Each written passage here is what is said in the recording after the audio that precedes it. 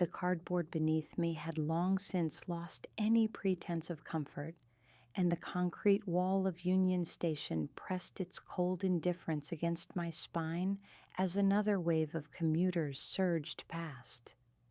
3 months of this routine had taught me the precise timing of rush hour desperation, when people walking by might actually pause long enough to drop a few coins into my paper cup without making eye contact.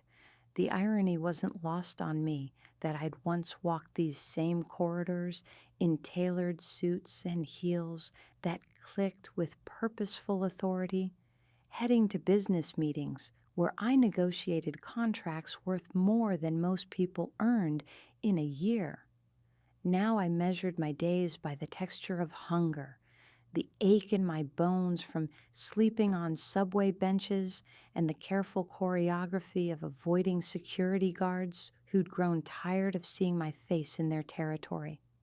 The woman I'd been, Thessaly Whitmore, successful marketing executive, devoted wife of 15 years, owner of a pristine colonial house in Westchester, felt like a character from someone else's story, a fairy tale that had ended when my husband Garrison walked out with a suitcase in one hand and divorce papers in the other, leaving behind a trail of financial devastation I hadn't seen coming. The morning everything changed began like all the others. I'd positioned myself near the main entrance where foot traffic was heaviest, my cardboard sign propped against my knees with its simple plea, "Anything helps. God bless." The words had become meaningless through repetition, but they seemed to work better than more elaborate explanations of how a woman with a master's degree in business administration had ended up begging for survival. People didn't want stories. They wanted easy absolution for their guilt, dispensed in quarters and occasional dollar bills. I'd learned to recognize the patterns of generosity. The young mother rushing to catch her train who always dropped exact change without slowing down. The businessman in the expensive overcoat who pretended not to see me but somehow always managed to let a $5 bill fall from his pocket as he passed. The elderly woman who brought me coffee and a bagel every Tuesday, never speaking, but always offering a small nod of acknowledgement that I was human. But this woman was different.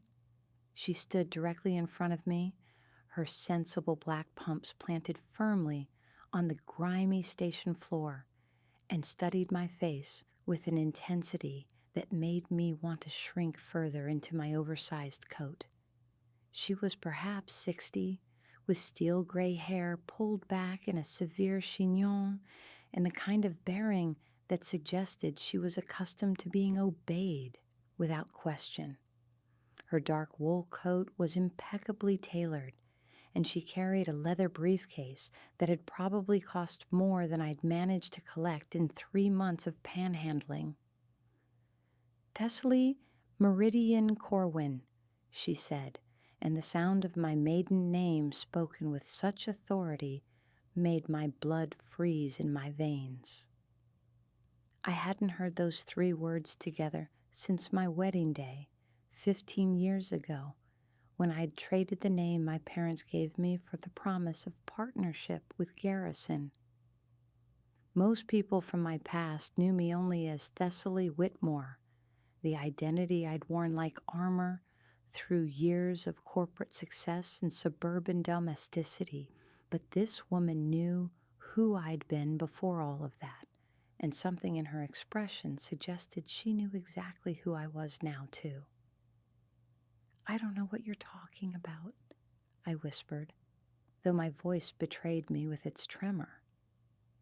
She opened her briefcase with practiced efficiency and withdrew a manila folder thick with documents. "My name is Prudence Ashford, and I represent the estate of Evangeline Corwin.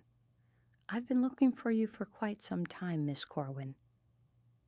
The name hit me like a physical blow. Evangeline Corwin, my father's sister, the aunt I hadn't spoken to in nearly 20 years, the woman my family had collectively decided was too difficult, too demanding, too successful for her own good. The last time I'd seen her was at my parents' funeral 12 years ago, where she'd stood apart from the other mourners, elegant and untouchable in her grief, speaking to no one, and leaving immediately after the service.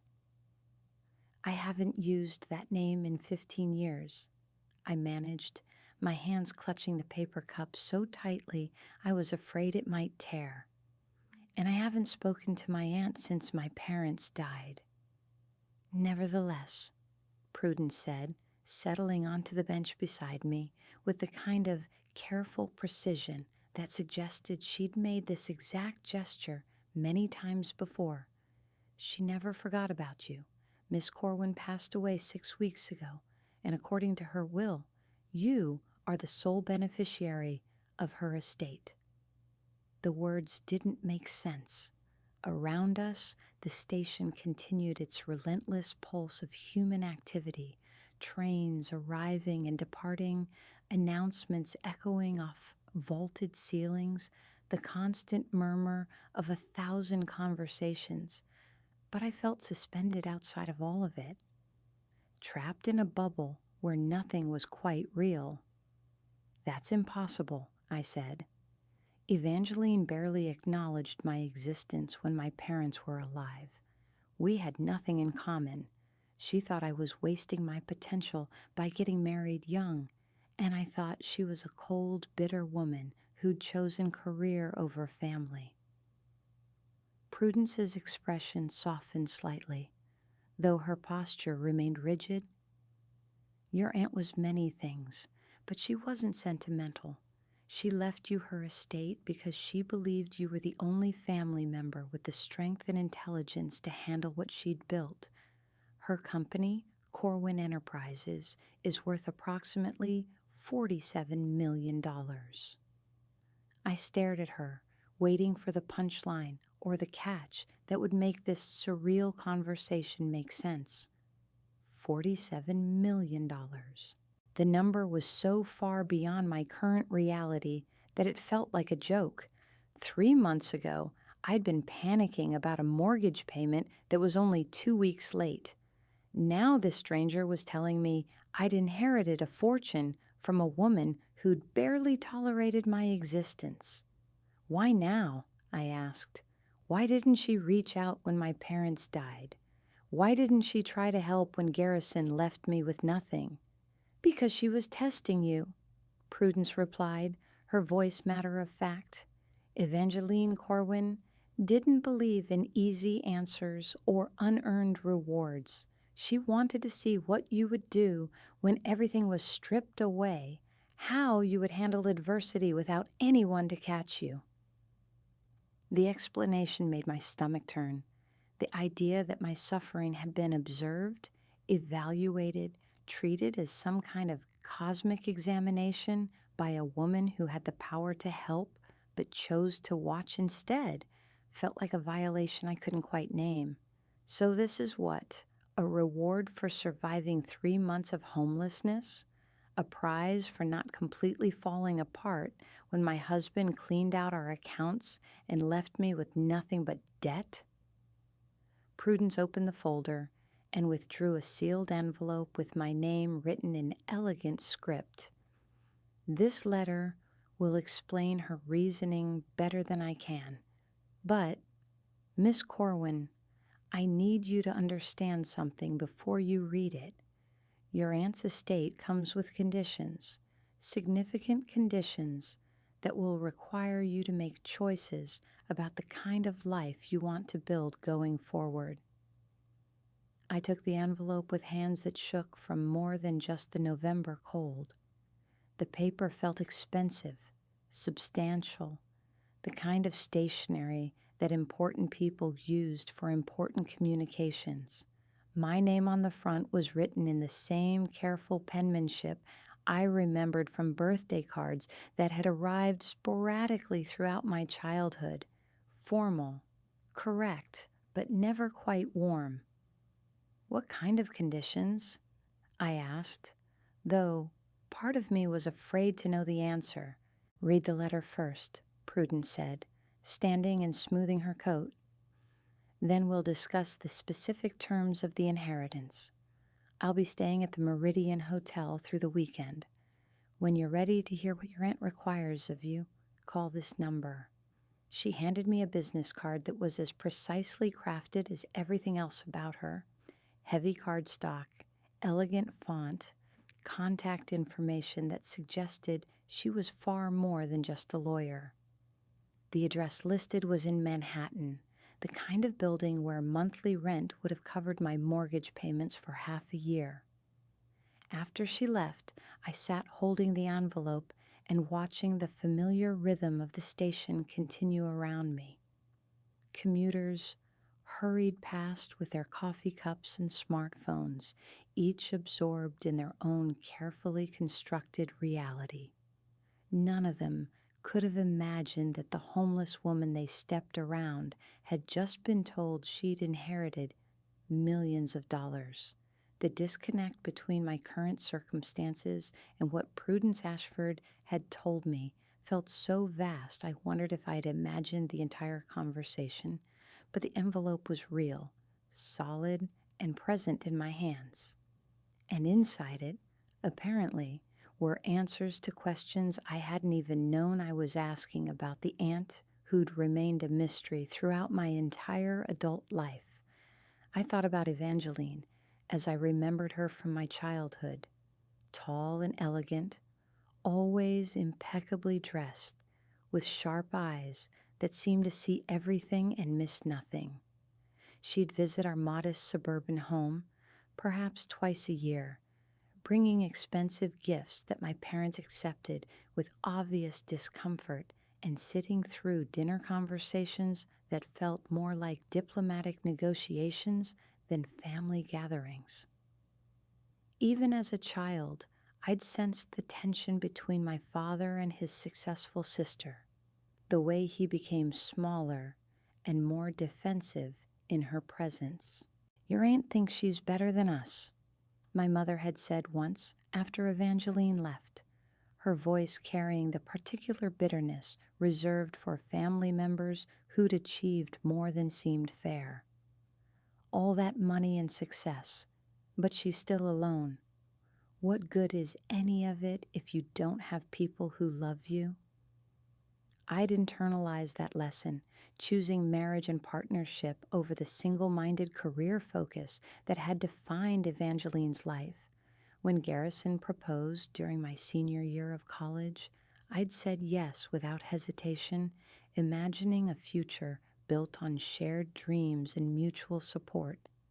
The marketing career I'd built had been successful, but secondary to the life we were creating together.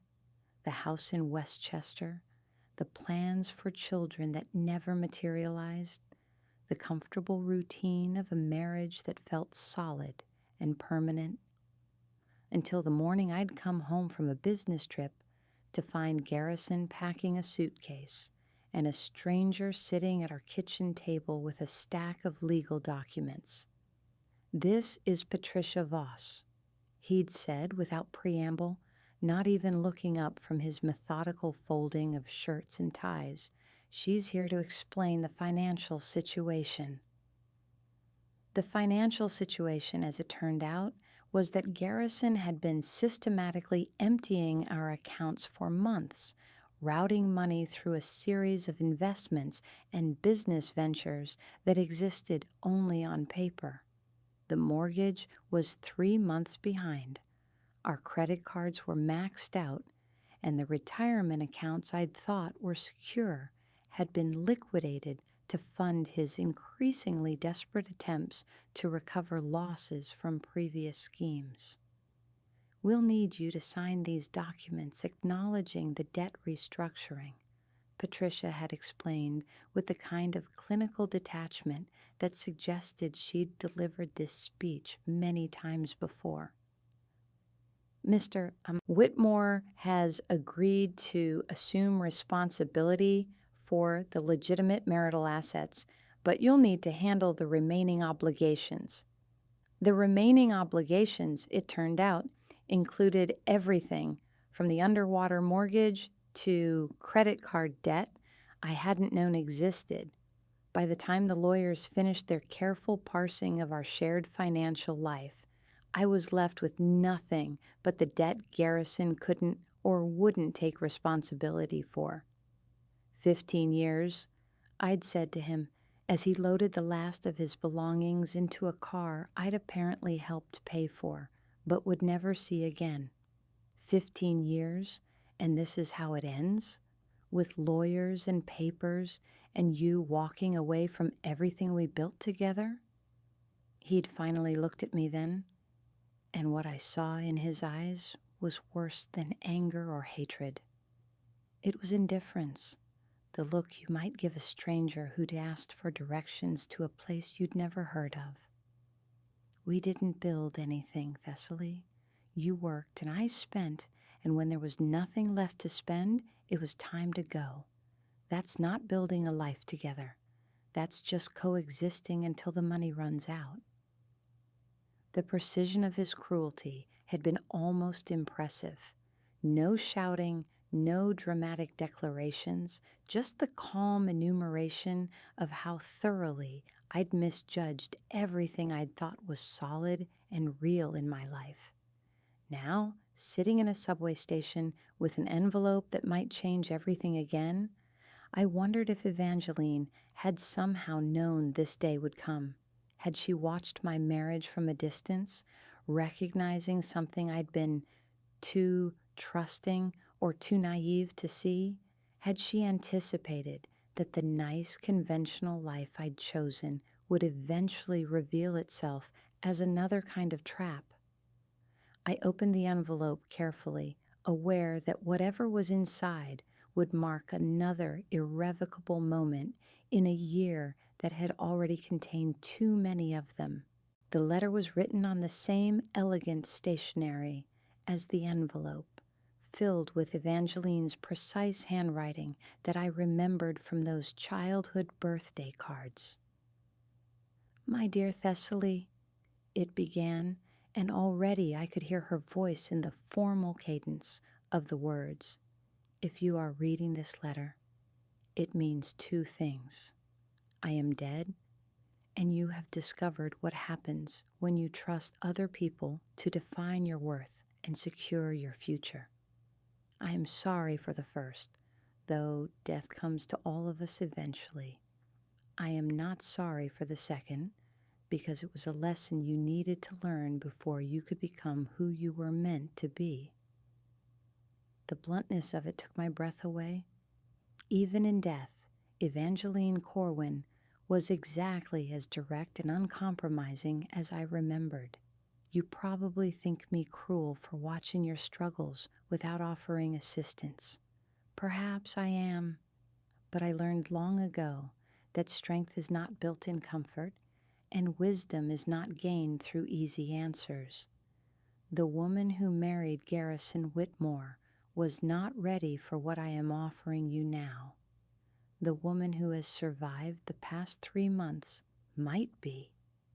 I had to stop reading for a moment, overwhelmed by the strange mixture of validation and anger her words provoked. She'd been watching, judging, evaluating my suffering as if it were some kind of performance put on for her benefit. But underneath the resentment, I felt something else. A recognition that she was right about the person I'd been when I married Garrison. I had been naive, trusting, willing to let someone else take responsibility for the financial and practical aspects of my life because it felt safer than maintaining complete independence. "Corwin Enterprises is not just a company," the letter continued. "It is a legacy that has been built over 3 generations of women who understood that security comes only from what you create and control yourself. My grandmother started with a small textile business during the Depression. My mother expanded it into manufacturing. I transformed it into a technology consulting firm that serves clients around the world. Each generation has rebuilt and reimagined what came before, but the core principle has remained the same. We depend on ourselves, and we create value through our own intelligence and effort. I thought about the 3 generations of Corwin women she described, each building on what came before while transforming it into something new. It was a legacy I'd never known existed, a family history that had been completely absent from my understanding of who I was and where I came from. You have the intelligence and determination to continue this legacy, but only if you are willing to accept the conditions that come with it. The inheritance is not a gift, Thessaly. It is an opportunity, and opportunities must be earned through commitment and sacrifice. The letter went on to outline the basic structure of Corwin Enterprises, a technology consulting firm with offices in New York, Los Angeles, and London, specializing in digital transformation strategies for mid-sized companies looking to compete with larger corporations. The client list included names I recognized, companies whose marketing campaigns I'd admired during my own career. It was impressive, substantial, the kind of business that represented decades of careful relationship building and strategic thinking. But success in business is only part of what this inheritance requires. Evangeline's letter continued. The Corwin women have always understood that real power comes from independence, and independence requires the courage to stand alone when necessary. You cannot accept this inheritance and remain the woman who trusted Garrison Whitmore to secure your future. You cannot build on what I've created if you are still seeking someone else to validate your choices and share your responsibilities. The words stung because they were accurate. Even now, sitting in a subway station with everything I'd once owned reduced to the contents of a single backpack, part of me was hoping for rescue rather than opportunity. Part of me wanted someone else to fix what had been broken rather than taking on the enormous task of rebuilding from nothing.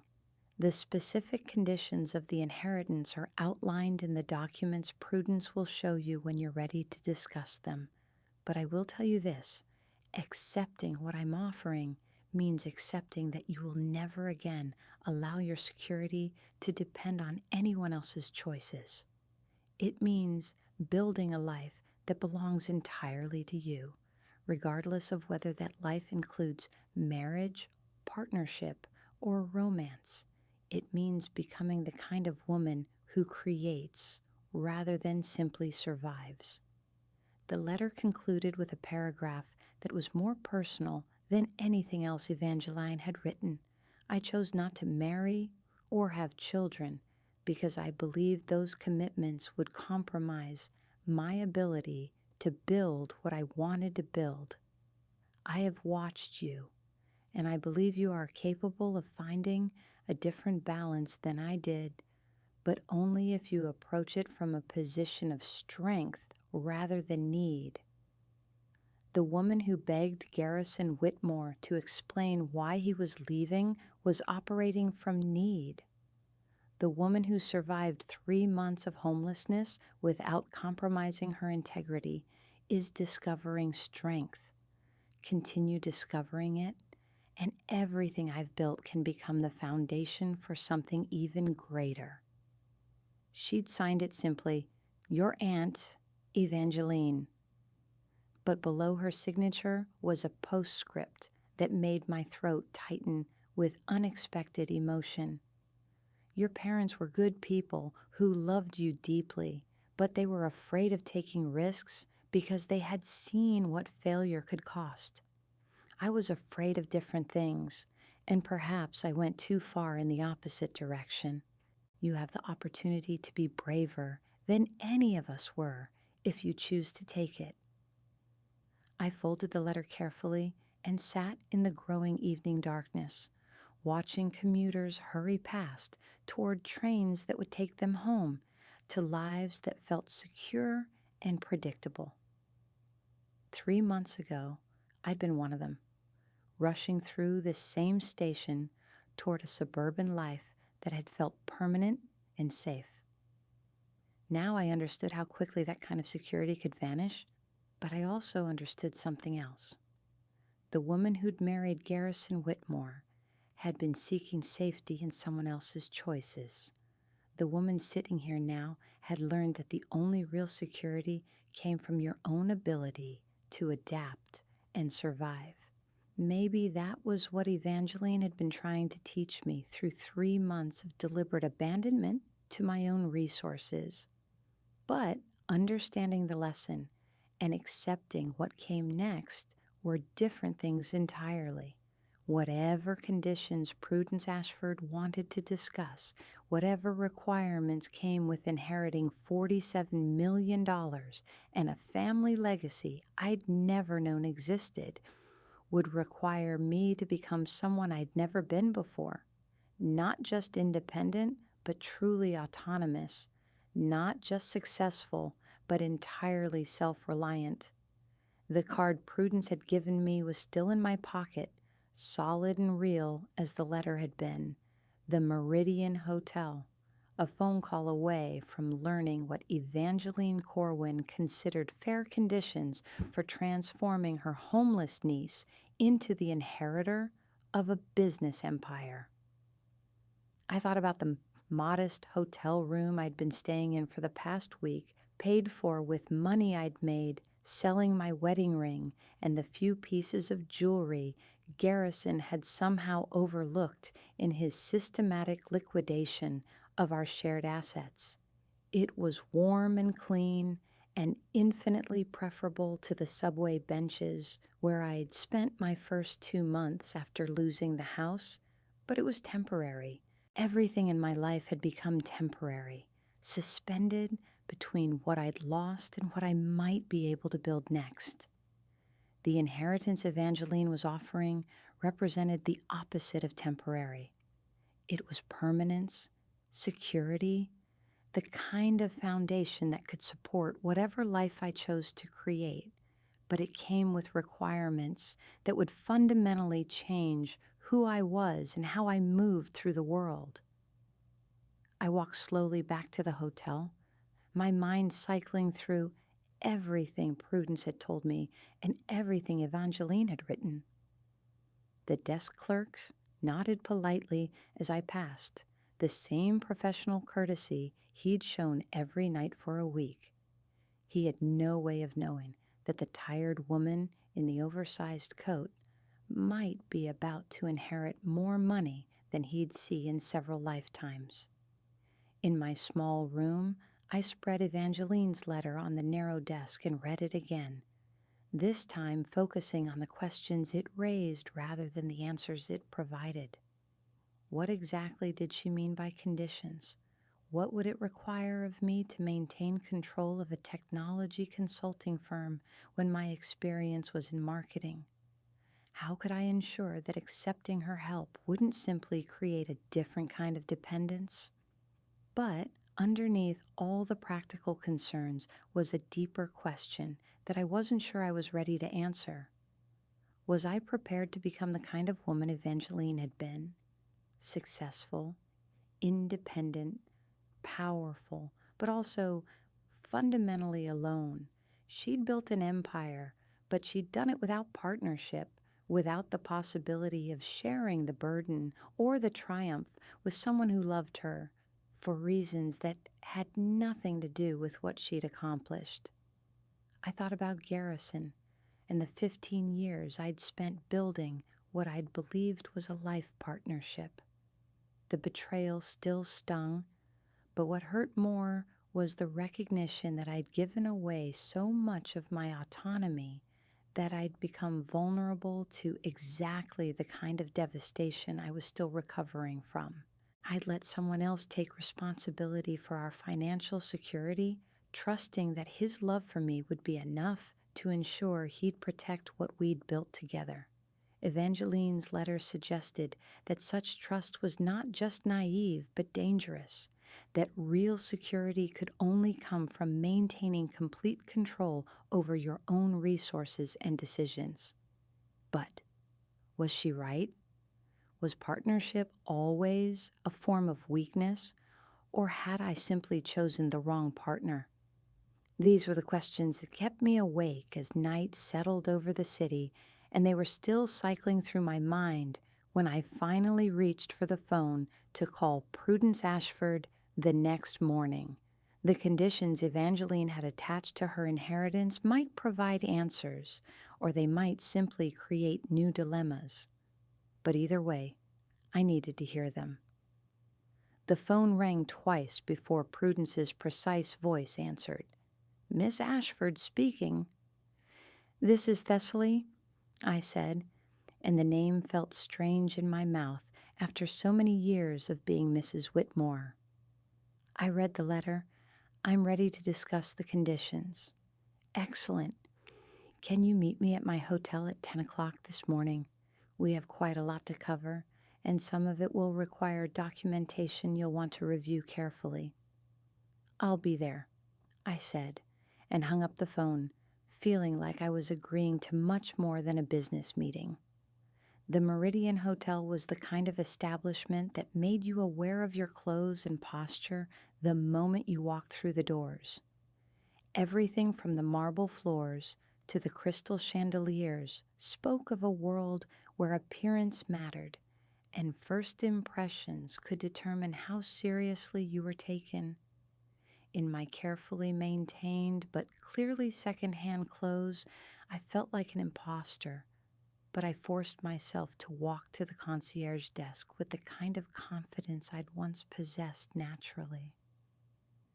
"I'm here to see Prudence Ashford," I told the immaculately dressed young man behind the desk. "She's expecting me." He made a quick phone call, then directed me to a private conference room on the mezzanine level. Prudence was waiting with several thick folders spread across a polished conference table that could have seated a dozen people. She'd exchanged yesterday's wool coat for a charcoal gray suit that looked like it had been tailored specifically for her, and her manner was even more businesslike than it had been in the subway station. "Please, sit down," she said, gesturing to the chair across from her. "I've taken the liberty of ordering coffee and pastries, since this conversation may take some time." As if summoned by her words, a server appeared with a silver tray containing what looked like the most expensive breakfast I'd seen in months.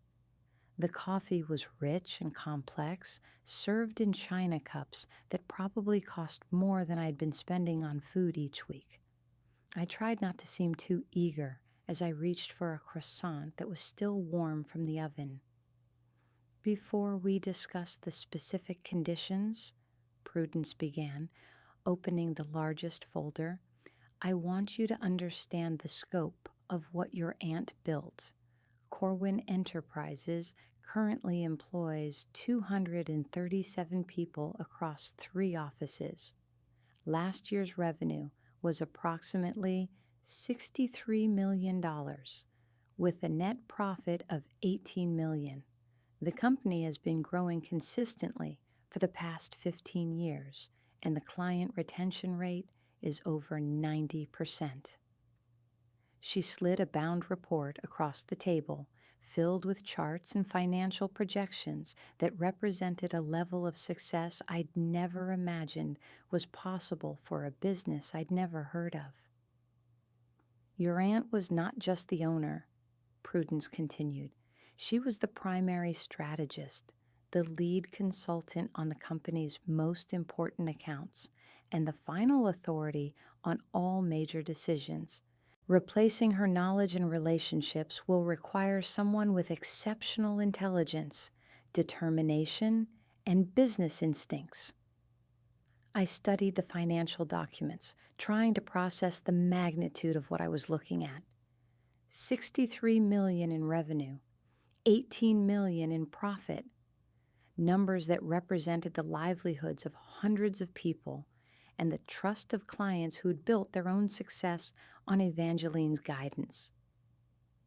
I don't have experience running a technology consulting firm, I said, stating what seemed like an obvious obstacle. My background is in marketing for consumer products companies. I've never managed more than a team of 12 people. Your aunt was aware of that, Prudence replied. She believed your marketing background would actually be an advantage, since so much of consulting work involves understanding how companies communicate their value to their customers, and she left detailed plans for your transition into the role, including a 6-month mentorship program with the company's current senior partners.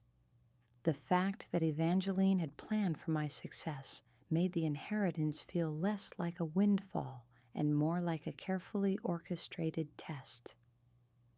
She'd thought through the challenges I'd face and created systems to help me overcome them, but only if I was willing to commit completely to the process. What are the conditions? I asked, setting down the financial report and meeting Prudence's eyes directly.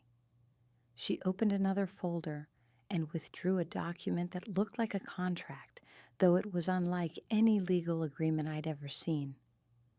The first condition is time, she said. You must commit to running Corwin Enterprises for a minimum of 5 years. During that time, you cannot sell the company or transfer ownership to anyone else. You must personally oversee the strategic direction and major client relationships. 5 years, long enough to completely rebuild my life around this new identity, but also long enough to discover whether I was truly capable of succeeding at something so far outside my experience. The second condition involves independence. You may not marry or enter into any domestic partnership that would give another person legal claim to company assets or decision-making authority. You may have relationships, but they cannot compromise your complete autonomy over the business. This condition hit me harder than the time commitment. Evangeline was requiring me to choose business success over the possibility of partnership, ensuring that I could never again find myself in the position I'd been in with Garrison. The third condition is performance, Prudence continued. The company must maintain its current level of profitability throughout the 5-year period. If revenue drops more than 15% in any given year, or if the company posts a loss, the inheritance reverts to a charitable foundation your aunt established. The performance requirement meant that accepting the inheritance wouldn't just change my life. It would make me responsible for the livelihoods of hundreds of employees and the continued success of client relationships Evangeline had spent decades building. And the final condition, Prudence said, her voice taking on a more serious tone, is honesty. You must agree to undergo annual psychological evaluations to ensure that the pressure and isolation of running the company haven't compromised your mental health or decision-making ability. Your aunt saw what happened to several successful business leaders who became so consumed with maintaining their success that they lost perspective on everything else. I sat back in the conference room chair, overwhelmed by the comprehensiveness of what Evangeline was requiring. She'd anticipated every possible way the inheritance could go wrong and built safeguards to prevent it. But those same safeguards meant accepting limitations on my personal life that felt almost monastic. What happens if I decide not to accept these conditions? I asked. The entire estate goes to the charitable foundation, Prudence replied. The company would be sold, the proceeds donated, and you would receive nothing beyond a small trust fund that would provide basic living expenses, approximately $3,000 per month for the rest of your life. $3,000 a month would be enough to keep me from homelessness, but it would also mean accepting permanent dependence on Evangeline's charity rather than building something of my own. It would be comfortable mediocrity rather than the terrifying possibility of extraordinary success or failure. How long do I have to decide? I asked. Your aunt believed that important decisions shouldn't be rushed, Prudence said, gathering the documents back into their folders. You have 30 days to review everything and make your choice. During that time, you're welcome to visit the company offices, meet the senior staff, and get a realistic sense of what you'd be taking on. As she handed me copies of all the documents, I realized that the next 30 days would determine not just my financial future, but the fundamental direction of the rest of my life. Accept Evangeline's conditions, and I'd become the kind of woman she'd been. Powerful, successful, but ultimately alone. Reject them, and I'd be choosing security over ambition, comfort over the possibility of building something extraordinary. There's one more thing, Prudence said, as I gathered my copies of the paperwork. Your aunt wanted you to know that she spent the last 15 years of her life watching you from a distance, not because she didn't care, but because she cared too much to interfere before you were ready. She believed that everything you've been through, your marriage, the financial devastation, even these months of homelessness, was preparing you for this moment. The revelation that Evangeline had been watching my entire adult life, evaluating my choices and waiting for me to become someone worthy of her legacy, felt both comforting and disturbing. It meant my suffering hadn't been random, but it also meant it had been observed and judged by someone who could have intervened, but chose not to. As I left the Meridian Hotel with a briefcase full of documents that could change everything, I thought about the two paths that lay ahead of me.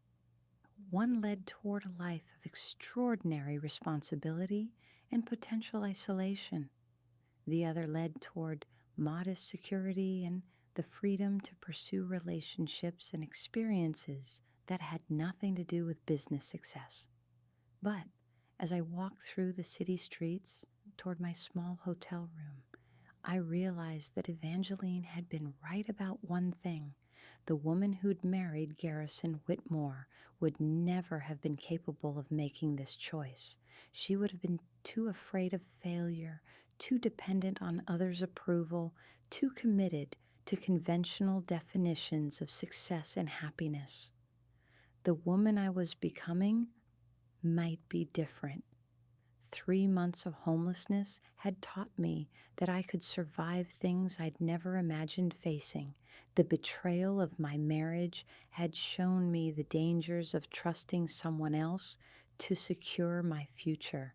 And now, Evangeline's inheritance was offering me the chance to discover what I might be capable of building entirely on my own. But first, I needed to understand exactly what I'd be inheriting, and whether I had the strength to meet conditions that seemed designed to test every aspect of my character and determination. The address Prudence had given me for Corwin Enterprises led to a gleaming office tower in Midtown Manhattan, the kind of building where every surface reflected success and every detail spoke of careful attention to image and presentation. Standing on the sidewalk looking up at the 42 floors of glass and steel, I tried to imagine myself walking through those doors as the owner rather than a visitor, responsible for everything that happened inside. The lobby was all marble and chrome, with a reception desk that looked like a piece of modern sculpture and security guards who managed to be both polite and intimidating. When I gave my name to the receptionist, her expression shifted subtly, not quite surprise, but a heightened attention that suggested word of my existence had already spread through the building. "Ms. Meridian is here to see Jonathan Hartwell," she told someone on the phone, using my maiden name with a familiarity that felt strange after so many years of being Mrs. Whitmore. Jonathan Hartwell turned out to be the senior partner who'd been managing day-to-day operations since Evangeline's death, a man in his early 50s with prematurely gray hair and the kind of intense focus that suggested he'd built his career on solving problems other people found impossible. When he met me in the lobby, his handshake was firm and his smile genuine, though I caught him studying my face with the same careful attention Prudence had shown. "You look exactly like Evangeline did at your age," he said, as we rode the elevator to the 38th floor. "Same bone structure, same way of holding yourself when you're thinking through something complex." The comparison to my aunt felt surreal. I'd never thought of us as resembling each other, but then again, I'd never really studied Evangeline's face when she was young. The photographs in my parents' house had shown her as she was during my childhood, already successful, already formidable, already separated from the rest of us by achievements that seemed to belong to a different world entirely. The offices of Corwin Enterprises occupied 3 full floors, with an open floor plan that managed to feel both collaborative and focused. People worked at standing desks and in small conference rooms, their conversations animated but purposeful. Everything from the lighting to the furniture suggested a company that invested in creating an environment where intelligent people could do their best work. Evangeline designed this space herself, Jonathan explained as we walked through clusters of workstations where employees glanced up with curiosity before returning to their screens.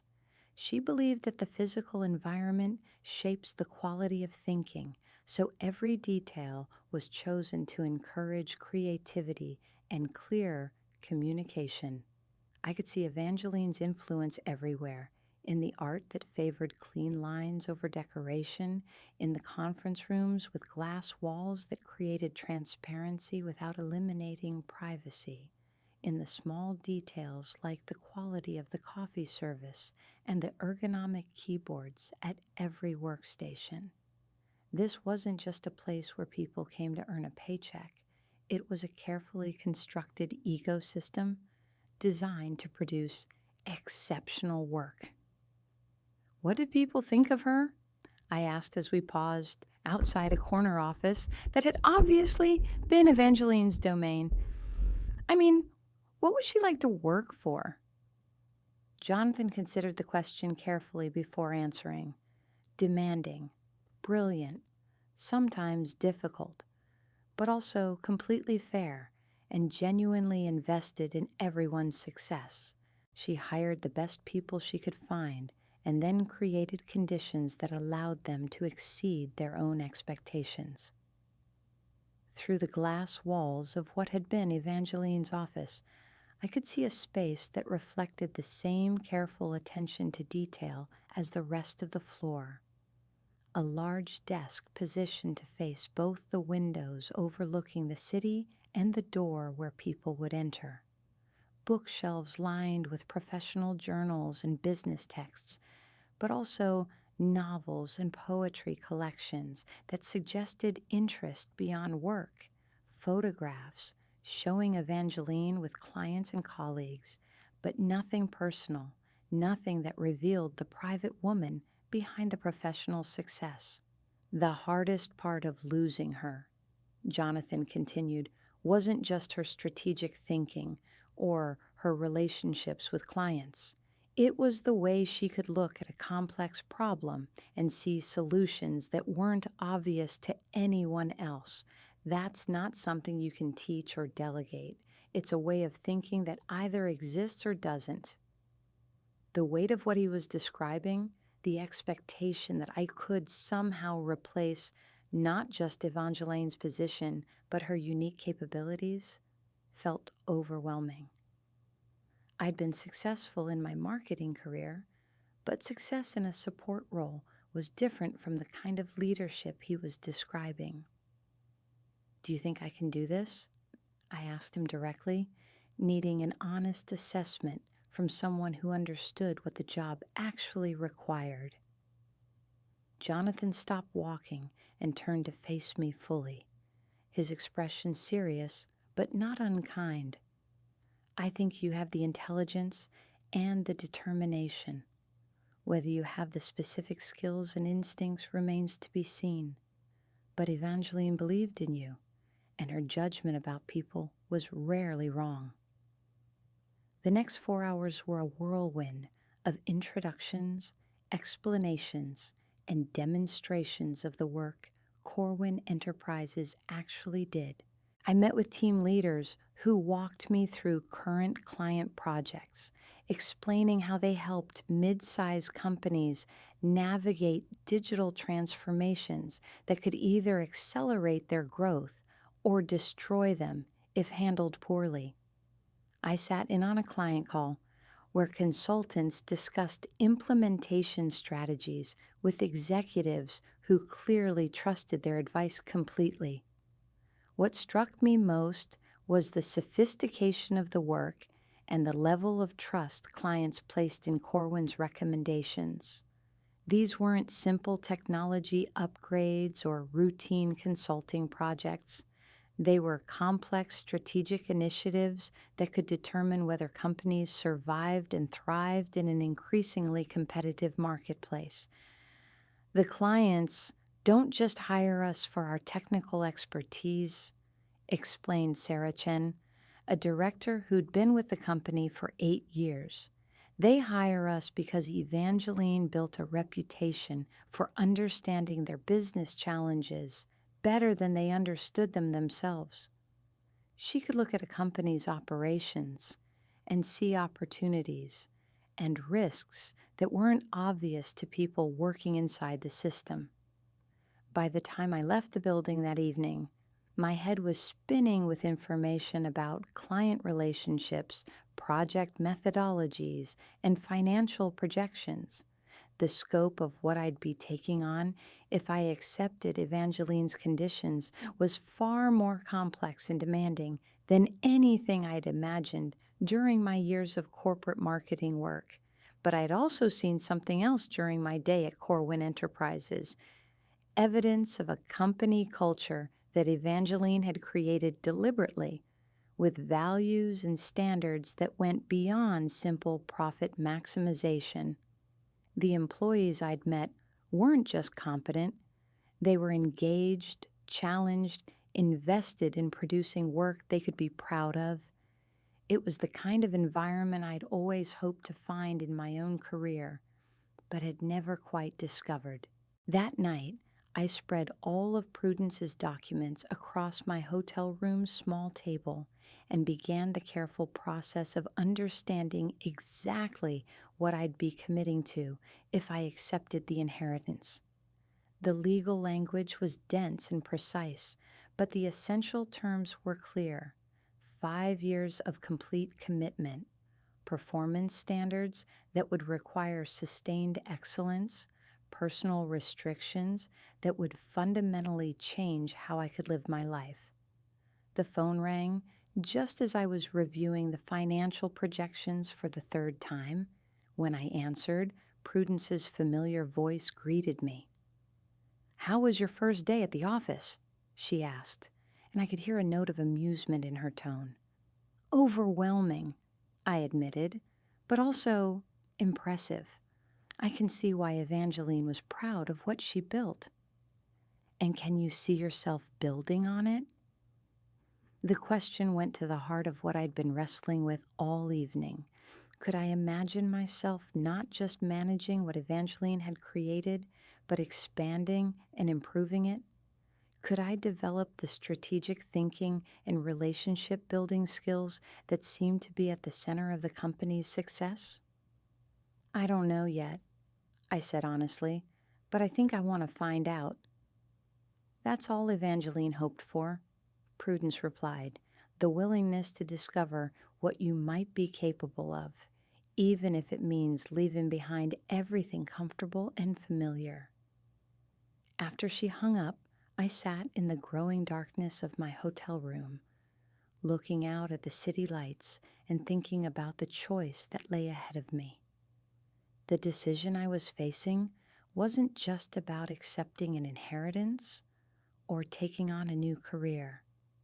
It was about choosing who I wanted to become in the aftermath of losing everything I'd thought defined me. The woman who had married Garrison Whitmore had been seeking security through partnership, building her identity around shared goals and mutual dependence. The woman sitting in this hotel room had learned that such security was ultimately illusory, but she hadn't yet discovered what kind of strength might replace it. I spent the next 3 weeks visiting Corwin Enterprises, regularly sitting in on client meetings, studying financial reports, and gradually understanding the intricate web of relationships that kept the company successful. Each day revealed new layers of complexity, but also new evidence of the sophisticated system Evangeline had created for identifying and solving problems that other consultants missed entirely. What surprised me most was how much I enjoyed the strategic thinking required.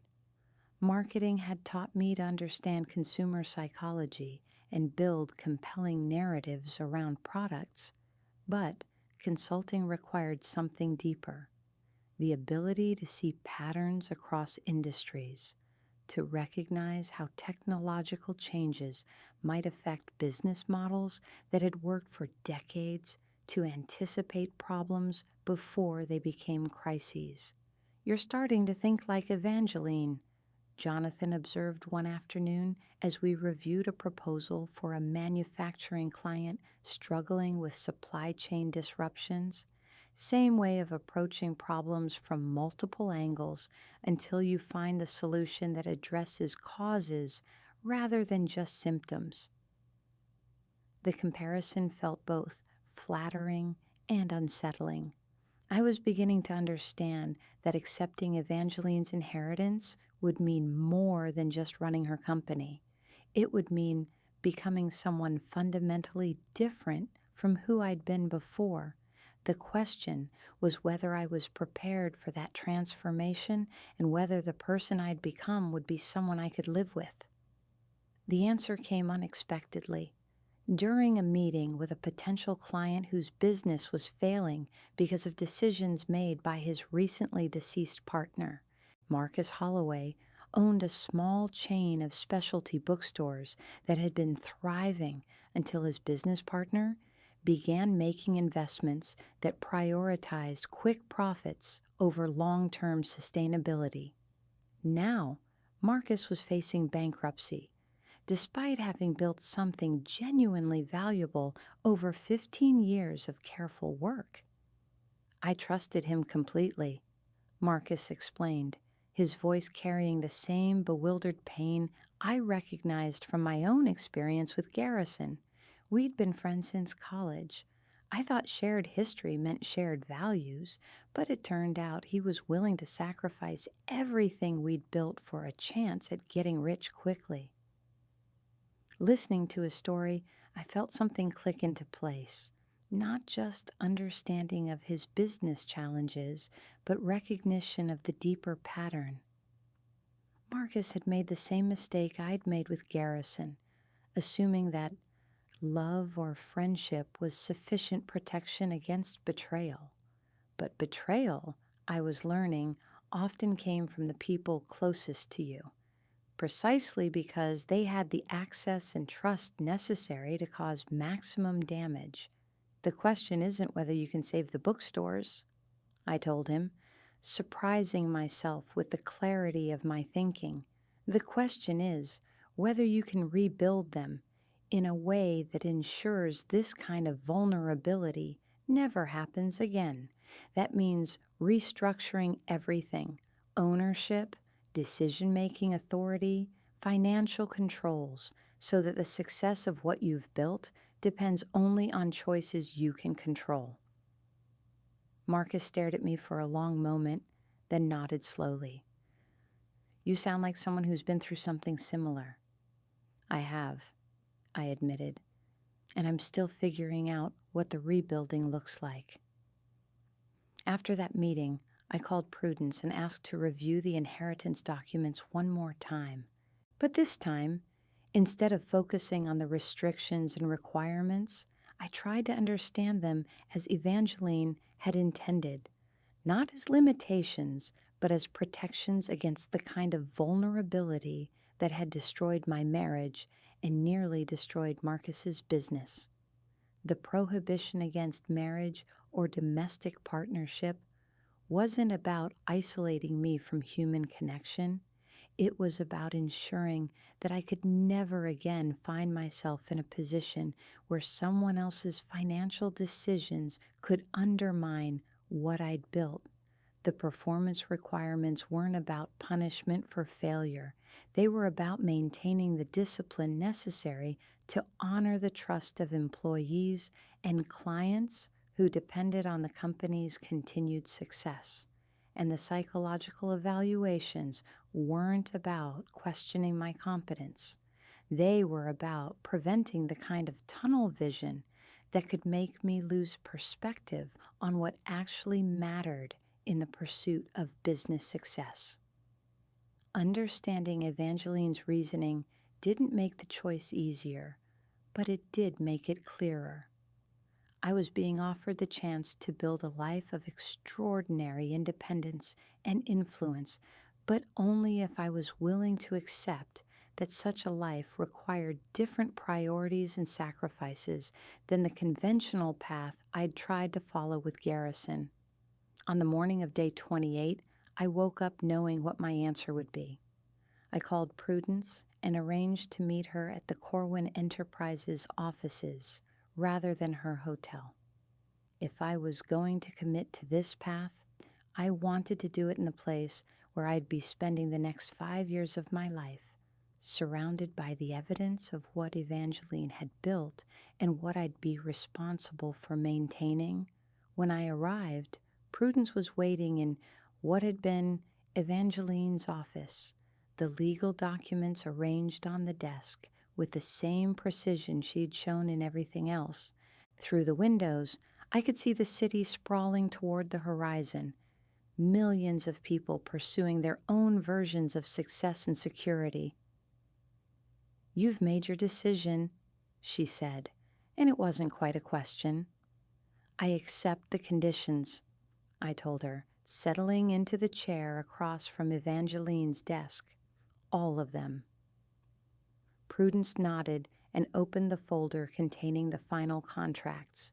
As I read through each page before signing, she explained the practical details of the transition, how the legal transfer of ownership would work, when the 5-year commitment period would officially begin, what resources would be available to support my learning curve.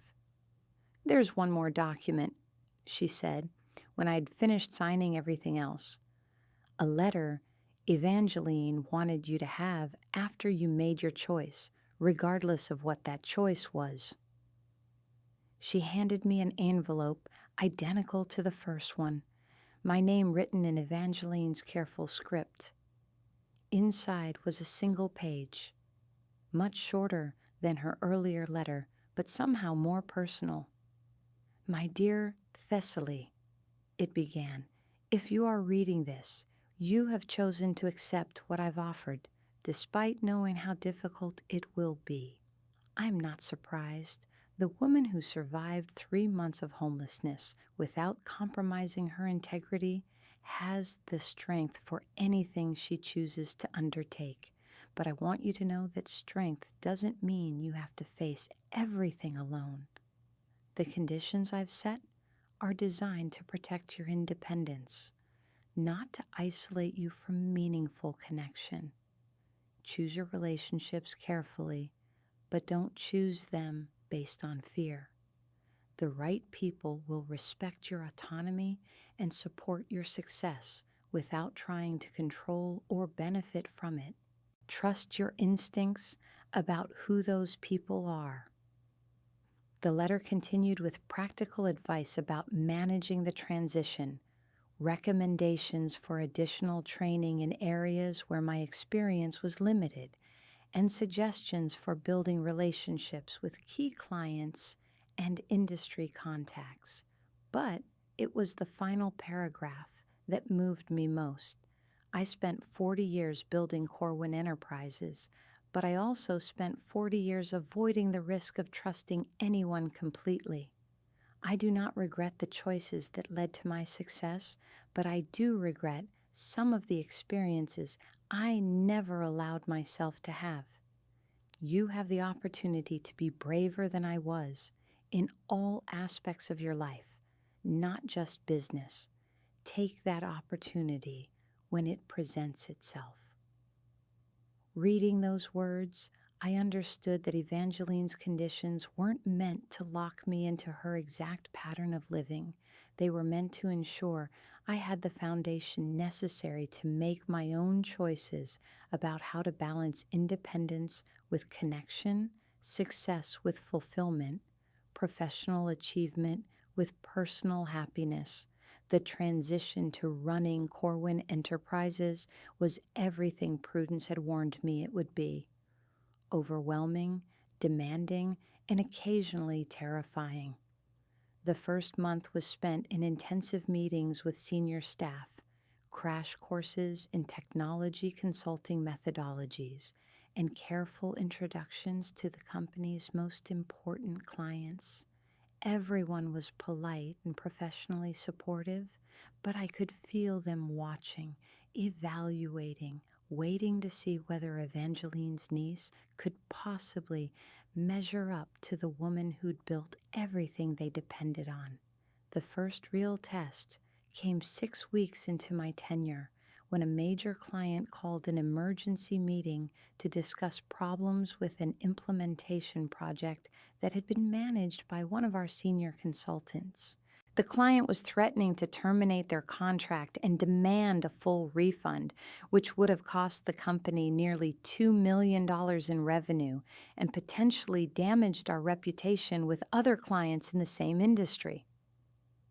I spent 3 days reviewing every aspect of the project, interviewing the team members involved, and analyzing what had gone wrong. The problem I discovered wasn't with our technical recommendations or implementation strategy. It was with communication, specifically our consultant's failure to properly explain why certain changes would temporarily disrupt the client's operations before delivering the promised improvements. The solution required something that would have been impossible for me 6 months earlier: walking into a room full of angry executives and convincing them that what looked like failure was actually the first stage of success, if they were willing to trust our process for another few weeks. I understand your frustration, I told the client's leadership team, channeling every lesson I'd learned about strategic communication during my marketing career. And I take full responsibility for our failure to prepare you adequately for this phase of the transition. But before you terminate our relationship, I want to show you exactly what these temporary disruptions are creating and how the final result will exceed what we originally promised. What followed was the most intense presentation of my professional life, combining technical explanations I was still learning with strategic insights that drew on everything I'd absorbed about their business challenges. By the end of the meeting, not only had we saved the contract, but the client had agreed to expand our scope of work to include additional areas of their operation. That was impressive, Jonathan told me afterward, and I could hear genuine respect in his voice for the first time since I'd started working at the company. Evangeline would have handled it differently, but she would have been proud of how you found your own way to the same result. The confidence I gained from successfully managing that crisis carried over into other aspects of the transition. I began developing my own approach to client relationships, building on Evangeline's foundation while incorporating insights from my marketing background. I started taking more initiative in strategic planning meetings, contributing ideas that reflected not just what I was learning about technology consulting, but what I understood about how companies communicated value to their customers. But the real transformation happened gradually, in small moments of recognition that I was becoming someone fundamentally different from who I'd been during my marriage to Garrison. The woman who depended on her husband to manage their financial security was being replaced by someone who analyzed cash flow projections and made decisions that affected hundreds of people's livelihoods. The person who'd sought validation through partnership was discovering satisfaction in achievements that belonged entirely to her own intelligence and effort. 6 months into running Corwin Enterprises, I realized I hadn't thought about Garrison in weeks, not with anger or hurt or even curiosity about what he might be doing with his life. He'd become irrelevant to who I was becoming, a character from a previous version of myself that felt increasingly distant and unreal. The recognition of how completely I'd moved beyond that earlier identity came during an unexpected encounter at a business conference in Chicago.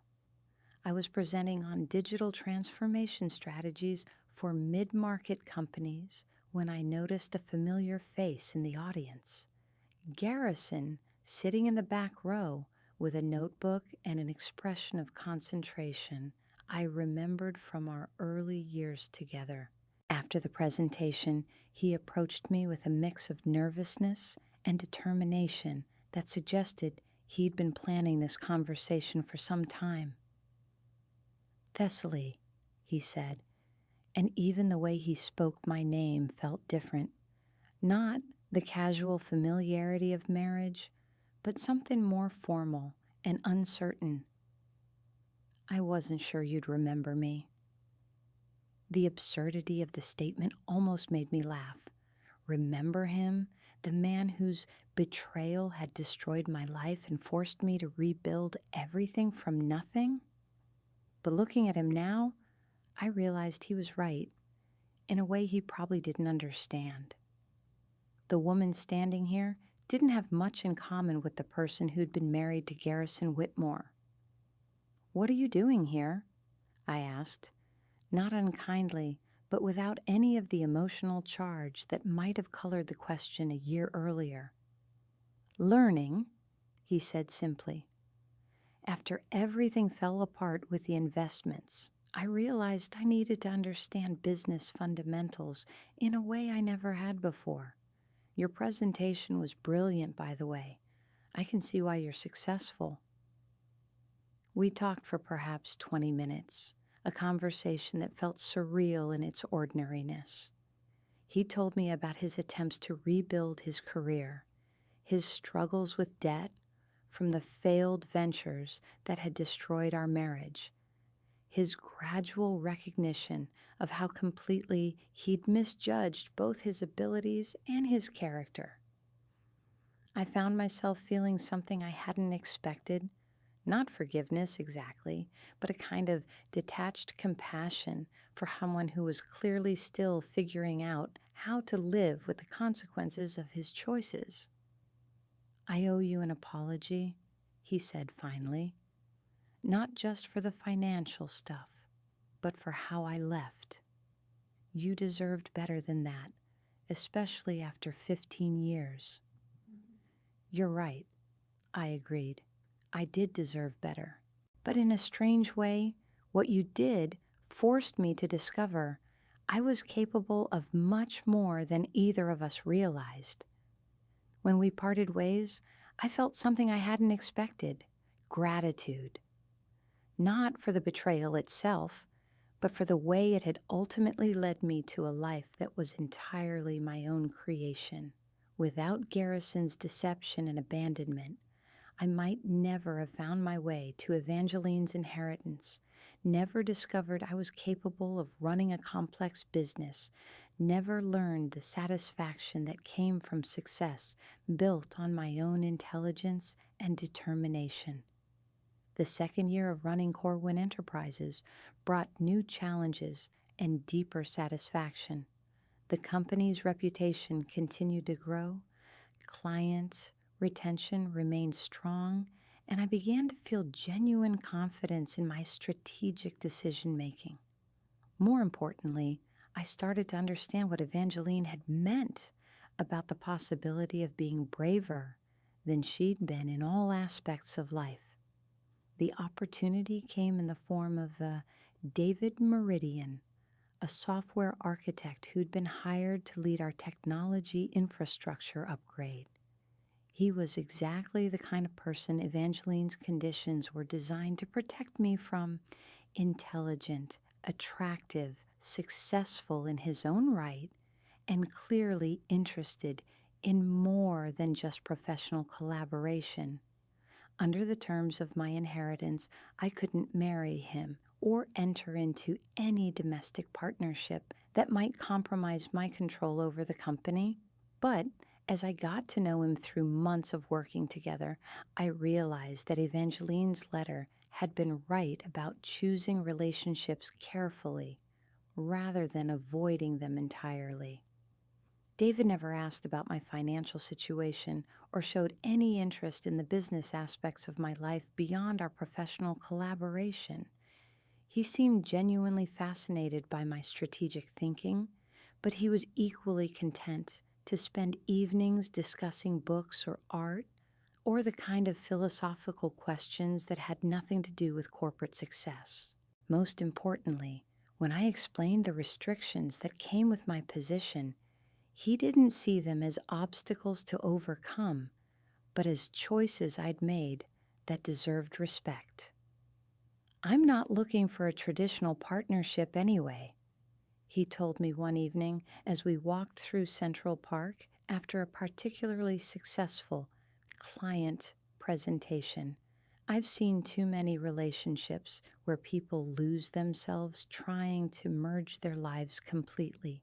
What you've built is impressive, and I wouldn't want to do anything that might compromise it. The relationship that developed between us was unlike anything I'd experienced during my marriage to Garrison. Instead of seeking security through interdependence, we created connection through mutual respect for each other's autonomy.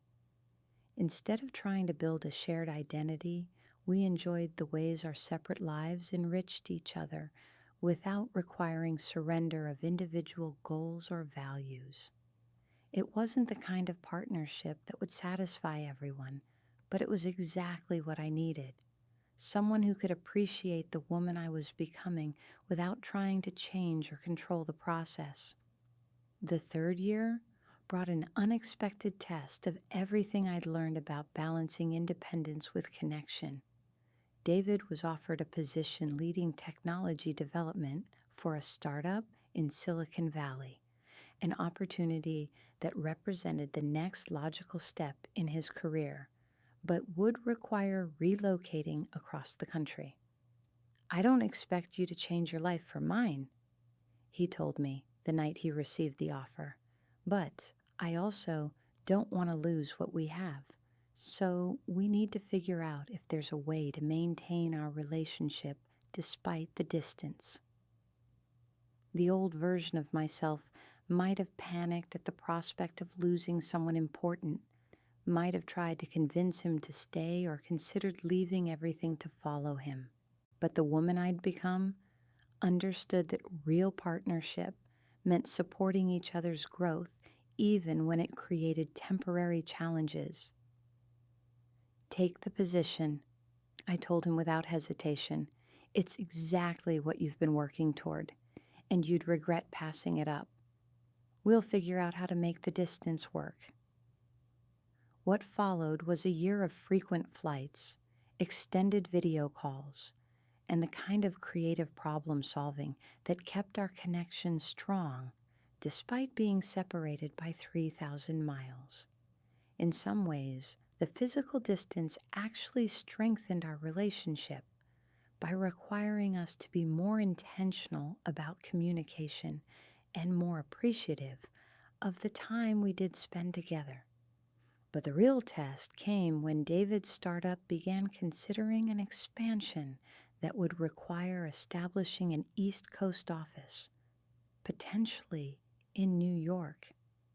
The logical choice to lead that expansion would be David himself, which would bring him back to the same city where I was building Corwin Enterprises into something even more successful than Evangeline had imagined.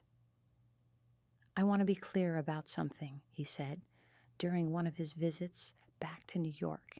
If I take the position here, it's because it's the right move for my career, not because I'm trying to pressure you into something you're not ready for.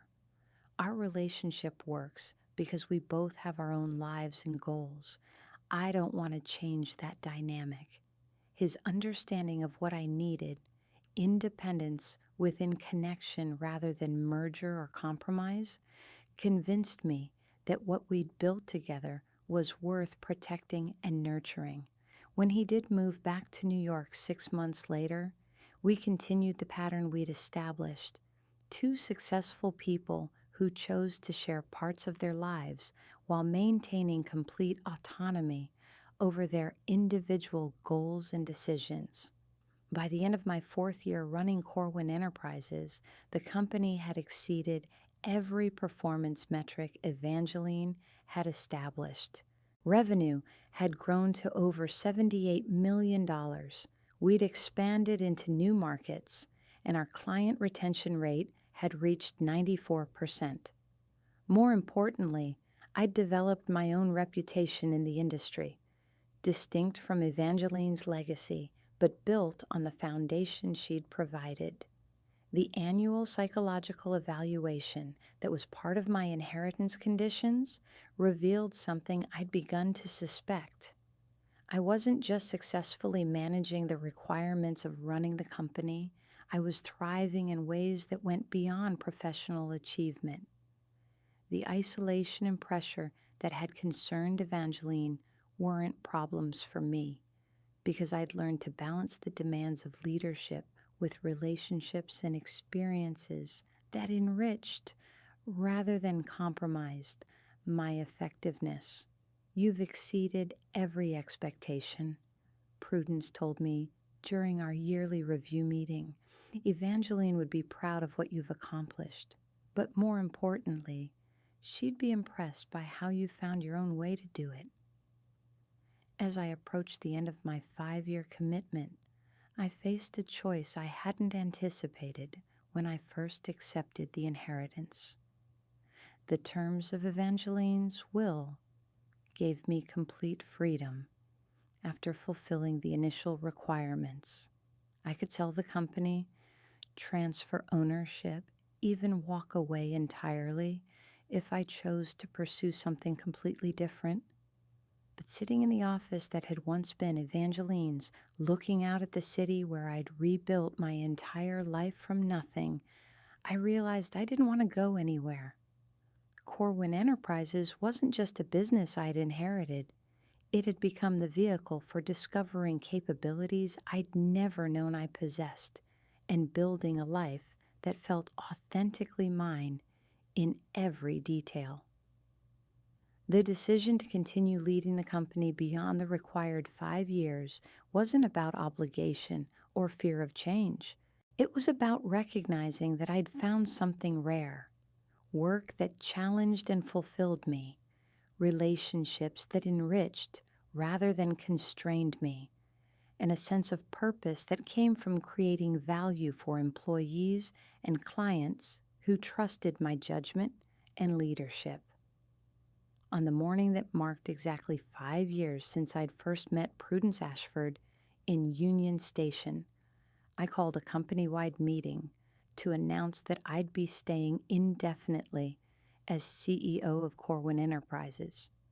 The relief and excitement in the room confirmed what I'd come to understand over the past few years. I wasn't just managing Evangeline's legacy anymore. I was building my own. That evening, David and I celebrated at the same restaurant where Garrison had once told me he was leaving. The symmetry felt appropriate, returning to a place that had once represented the end of everything I'd thought I wanted, now as someone who'd discovered what she actually needed. "Any regrets?" David asked, as we shared dessert and talked about plans for the company's continued expansion. I thought about the question seriously before answering. Did I regret the years I'd spent in a marriage that ultimately taught me more about what I didn't want than what I did? Did I regret the months of homelessness that had forced me to discover strength I'd never known I possessed? Did I regret accepting conditions that had initially felt like limitations but had ultimately become the framework for extraordinary freedom? None, I said finally, and meant it completely. The woman who'd sat in this same restaurant 5 years earlier, listening to her husband explain why their marriage was over, couldn't have imagined the life I'd built from the ashes of that devastation. She'd been seeking security through dependence, measuring her worth through other people's approval, building her identity around roles that could be taken away by circumstances beyond her control. The woman sitting here now had learned something infinitely more valuable, that real security came from your own capabilities, that genuine self-worth was based on what you created rather than what others gave you, and that the most fulfilling life was one you built according to your own values and vision. Evangeline's inheritance had given me more than money or a business. It had given me the opportunity to discover who I was capable of becoming when everything conventional and comfortable was stripped away. The conditions that had initially seemed restrictive had turned out to be liberating, creating space for a version of myself that I'd never imagined was possible. As David and I walked home through the city streets, past the subway station where I'd once begged for survival, I felt something I'd never quite experienced before: complete satisfaction with the life I'd chosen and built. Not because it was perfect or easy, but because it was entirely my own creation, reflecting my values and priorities without compromise or apology. The homeless woman who'd sat in Union Station 5 years ago had been broken down to her essential elements, stripped of everything she'd thought defined her. But that breaking down had been necessary preparation for building up, not just rebuilding what had been lost, but creating something entirely new and infinitely better. Evangeline had been right about one thing above all others. Sometimes the worst thing that happens to you leads you exactly where you need to be. The betrayal that had destroyed my marriage had led me to discover capabilities I'd never known I possessed. The inheritance that had seemed impossible had turned out to be the perfect preparation for a life I'd never dared to imagine. And the conditions that had initially felt like restrictions had become the framework for a freedom more complete than anything I'd experienced in my conventional life, I'd learned to be alone without being lonely, successful without being isolated, independent without being disconnected from meaningful relationships. The story that had begun with loss and devastation had transformed into something I'd never expected. Not just recovery, but discovery. Not just survival, but triumph built on foundations solid enough to support whatever came next.